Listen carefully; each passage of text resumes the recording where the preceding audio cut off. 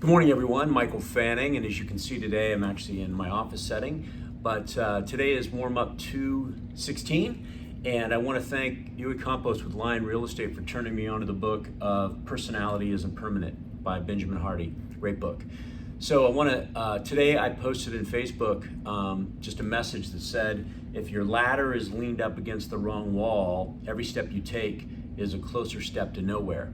And what they mean by that is the wall represents your future self. And your future self can be a good thing, your future self can be a bad thing. It's up to you, and you are the architect. You are the architect of your future self.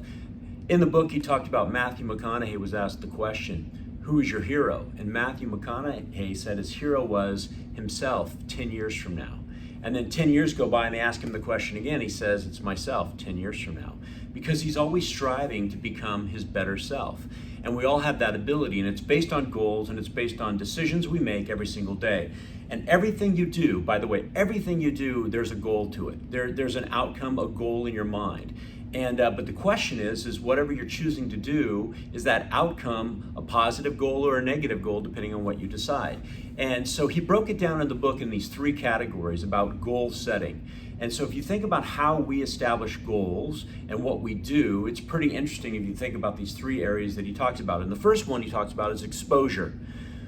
How are you exposing yourself to information on any given day that allows you to build a need to be able to do something different? So I'll give you an example. Why do I have a coach?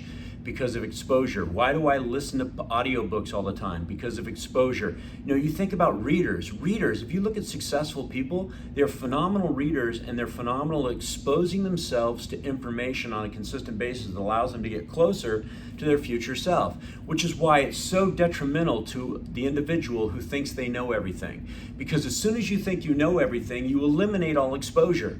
Because you know it all, so why would you read a book? Why would you listen to anything? Why would you read? You know everything, you don't need to.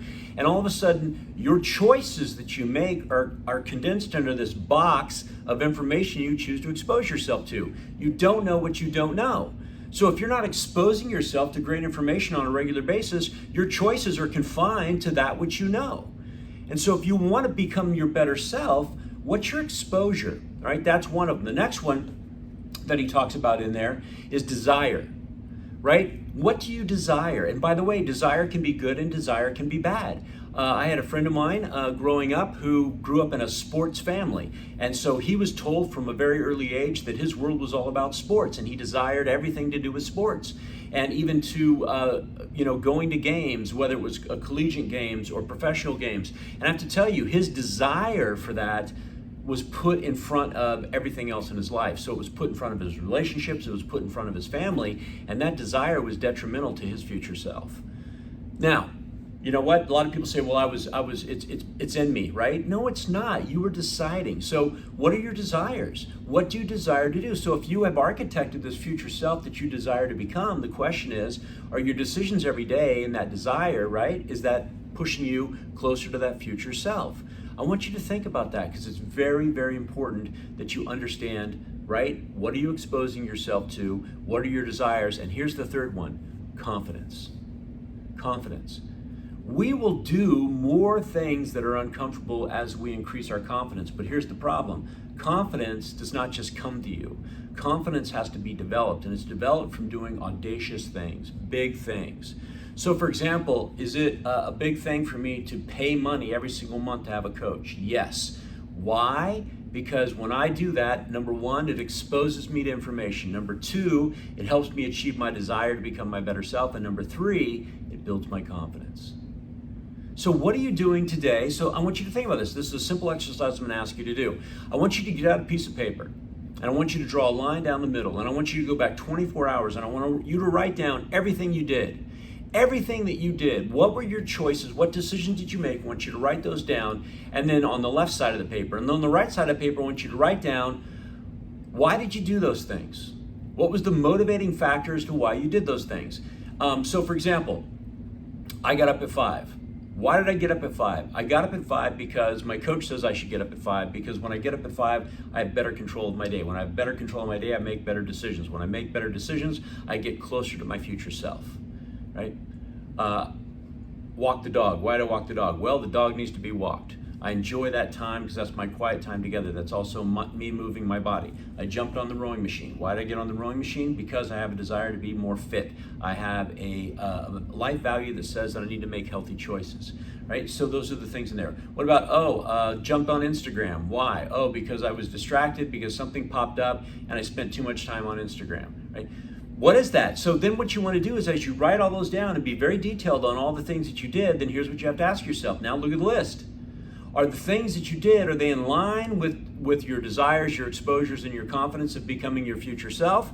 Or are the items that if you were to take them off the list, they would give you more time to be the person you want to be? You guys, where is your ladder? What wall is your ladder leaning against on any given day? Is it leaning against stuff that's distracting, but you're doing it anyways because you had a reason to do it? And remember, there's conscious decisions and there's unconscious decisions. And those conscious decisions, if we make those consistently, that allow us to get closer to our better self, are very, very beneficial, not just to us, but to all the people around us. So I want you to think about that. And this came out of the book, Possibility Isn't Permanent. All right, here we go. You guys have been waiting for this. I'm going to jump on the balance board. Let's see how we do. So I got it loaded up right here. All right. And what's interesting is about this thing now, you can just get up on it now. And now I can really get control of it, utilize it back and forth. Look at, I'm controlling it myself. It's not that difficult to do anymore. The other day, in fact, I was on a meeting the other day and I was on it for 10 minutes without coming off while I was talking and doing a meeting. People could not tell because I tried to keep it as still as I could while I was talking. But again, you guys, this is I love this thing. I'm really becoming to like it and get on it on a daily basis and use it more effectively. I'm finding that it's building up the strength in my legs and it's also building the strength in my core, right? Which is helping me become what? My better self, helping me become my better self. All right, everyone. Hey, thank you so much. Be awesome and help somebody. And remember, I'm going to add this, vote. Absentee, vote. Get it done early, all right? Your vote counts. Don't waste that privilege. All right, everybody, have a great day. Be awesome and help somebody.